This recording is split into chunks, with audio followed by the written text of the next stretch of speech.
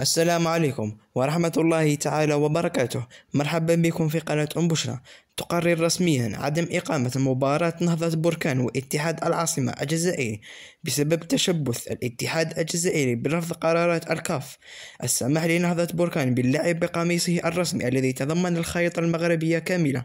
ونقلت مصادر إعلامية متعددة أن القرار يأتي في ظل رفض الكونفدرالية الإفريقية لكرة القدم الاستئناف التي قد تقدمت به الجامعة الجزائرية لكرة القدم ضد قرار لجنة الكاف للأندية الصادر في 20 أبريل 2024 بشأن السماح لنهضة بركان بلعب مباراة اليوم ضد اتحاد العاصمة بأقمصته التي تتضمن خريطة المغرب كاملة. وفي المقابل تشبث نادي نهضة بركان برفض لعب المباراة التي تجمعه بنادي اتحاد العاصمة الجزائري برسم ذهاب نصف نهائي كأس الكونفدرالية الإفريقية بأقمصة بديلة صنعتها الجامعة الجزائرية.